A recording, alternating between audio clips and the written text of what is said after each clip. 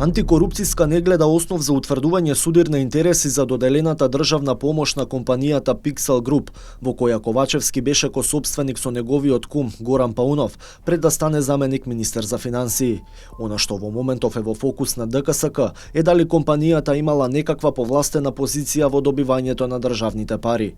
Во разговор за Еден он, председателката на антикорупцијска Билјана Ивановска посочува дека според закон, кумовските релации не спаѓаат во групата на блиски лица и затоа нема основа за постапување за судирни интереси.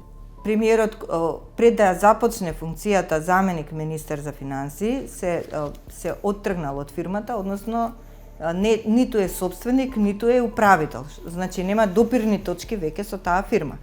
Нашиот закон има забрана за доделување на државна помош на функционер кој е сегашен или кој некогаш бил функционер. Меѓутоа, сега во овој случај не станува збор за таква состојба, за таква ситуација. Врз основа на документите со кои што располагаме, а тоа е анкетниот лист пополнет од страна на премиерот, но и историјатот на промени на фирмата кој што го добиваме од Централниот регистар, гледаме дека состојбата е таа, дека тој нема допирни точки со фирмата.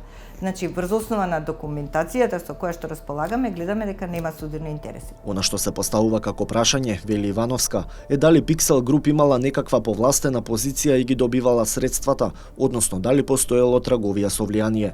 Институцијата ќе проверува дали компанијата ги исполнила условите за добивање на државна помош. Ние ќе се насочиме повеќе во овој дел и ќе видиме дали таа ги исполнила условите за да ја добие помошта или не ги исполнила. Доколку не ги исполнила условите, а ја добила помошта, односно парите од државата, тогаш можеме да зборуваме за влијание, а доколку се ги исполнила условите, како и секоја друга фирма што би можела да конкурира и да ги исполни условите, тогаш немаме простор за други коментари.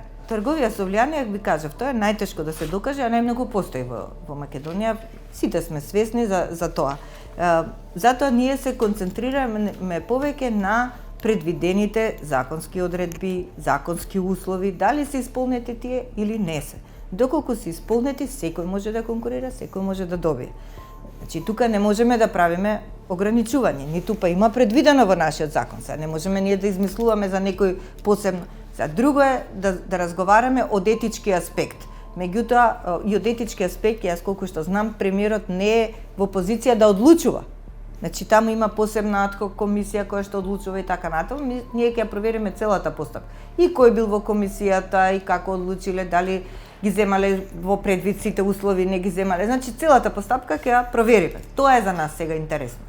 Постапувањето на антикорупцијска следува непол месец подоцна, откако Еден он објави дека Pixel Group низ годините добивала финансиска помош од државата, проекти од Фондот за иновации, но и преку 30 тендери во голем број општини за другата компанија на кумот на премиерот, Ел Квазар. За еден од овие тендери, кој се однесува на улично осветлување во Газибаба, финансиската полиција поднесе и кривична пријава, за која веќе постапува скопското обвинителство. Како што објави Еден он, последната инвестиција во која влезе Pixel Group на Паунов е регистрирањето на компанија во технолошко-индустријската зона во Тетово, со фирма на поранешен бугарски заменик министер за енергетика. Зона во која има одредени даночни ослободувања, а при тоа нивната заедничка фирма АЕ Сола Раде Тетово може да аплицира и да добие и државна помош. Повикувајќи се во голема мера на овие, но и дополнителни наоди кои ги обзнанија на серија пресконференции, партијата ВМРО ДПМН ја објави аферата Броило, обвинувајќи дека Ковачевски и неговиот кум сфртале 26 милиони евра, здружени во како што го нарекоа соларен картел.